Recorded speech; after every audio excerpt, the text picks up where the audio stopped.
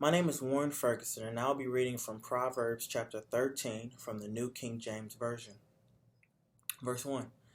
A wise son heeds his father's instruction, but a scoffer does not listen to rebuke. A man shall eat well by the fruit of his mouth, but the soul of the unfaithful feeds on violence. He who guards his mouth preserves his life, but he who opens wide his lips shall have destruction. The soul of a lazy man desires and has nothing, but the soul of the diligent shall be made rich.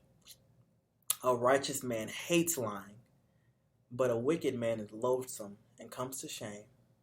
Righteousness guards him whose ways is blameless, but wickedness overthrows the sinner. There is one who makes himself rich, yet has nothing, and one who makes himself poor, yet has great riches. The ransom of a man's life is his riches, but the poor does not hear rebuke.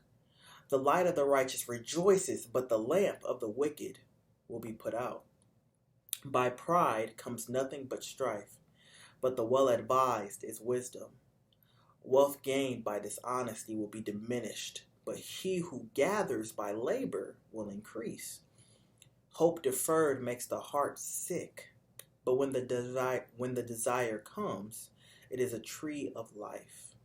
He who despises the world will be destroyed, but he who fears the commandment will be rewarded. The law of the wise is a fountain of life, to turn one away from the snares of death. Good understanding gains favor, but the way of the unfaithful is hard. Every prudent man acts with knowledge, but a fool lays open his folly. A wicked messenger falls into trouble, but a faithful ambassador brings health. Poverty and shame will come to him who disdains correction, but he who regards a rebuke will be honored. A desire accomplished is sweet to the soul, but it is an abomination to fools to depart from evil. He who walks with wise men will be wise, but the companion of fools will be destroyed. Evil pursues sinners, but to the righteous good shall be repaid. A good man leaves an inheritance to his children's children, but the wealth of a sinner is stored up for the righteous. Much food is in the fallow ground of the poor, and for lack of justice there is waste.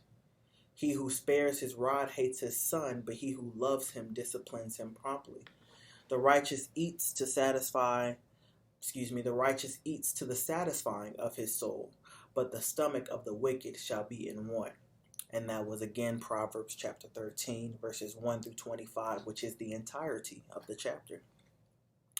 The biggest takeaway that I got from reading this is how it's so much wisdom, so many nuggets, so many things that we can apply, add, and be mindful of as we walk through our lives. God always, it spoke as if like, this is what the wicked do, the ignorant do. This is how you can stumble doing this. This is how you can not be diligent and be struggling doing this. And then it was like, well, but this is how you can be righteous. This is how you can be wise. This is how you can be strong. This is how you can be healthy. God provides us a type of duality, a dichotomy within this chapter, which breaks apart one side, thank you, Lord, one side which looks at a lot of the ignorance that is in the world and how evil and wickedness and people of that like move, how they begin, how they think, how they operate, and how they even walk out their lives and what they choose to do with their money, with their time. And then it talks about how the righteous who align themselves with God will have abundance of wealth. We'll have an abundance of things. We'll have wisdom. We'll be able to move and operate. It talks about who you should bring yourself around. It talks about how you shouldn't be lazy but be diligent. It talks about how you should be wise and giving to your children's children and planning for that.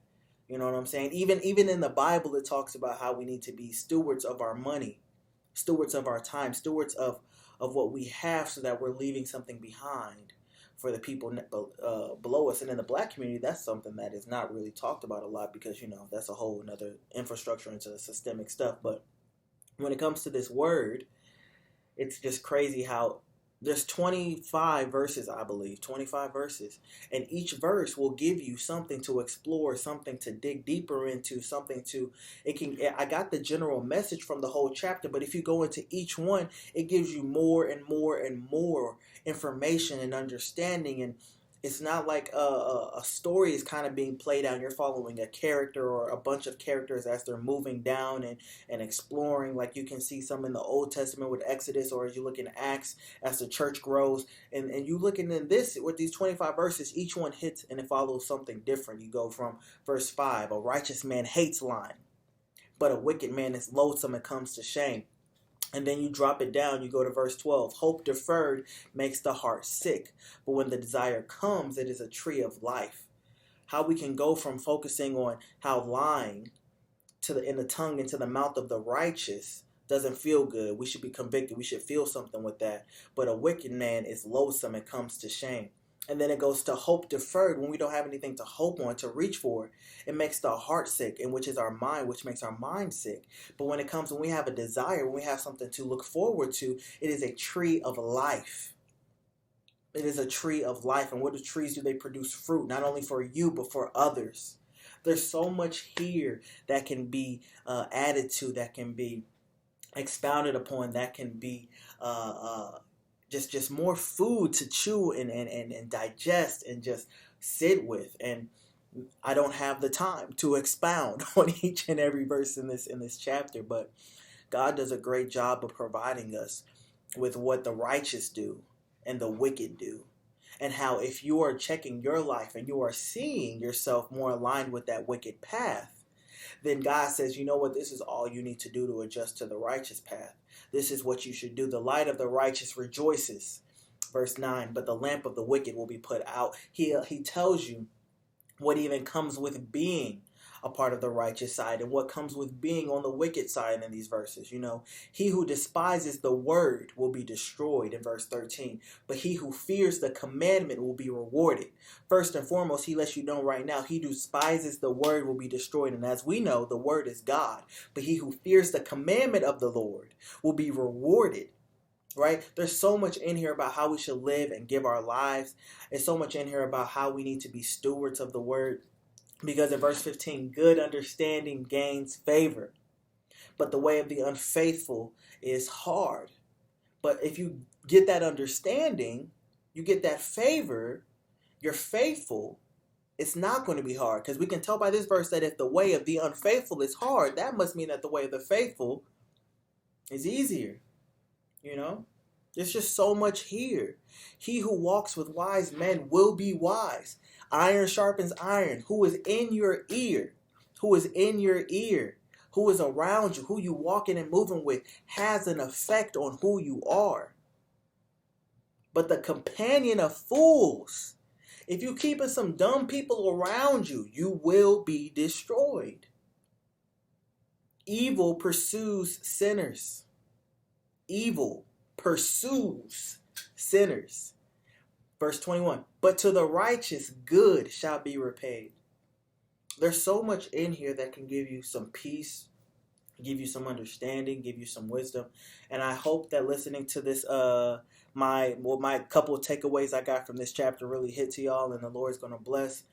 And I suggest to all of y'all to keep reading and keep following up with these posts on a daily basis, because Proverbs is one of the most fire books of the Bible. My grandma used to force me to read a chapter every day back in my youth. You know what I'm saying?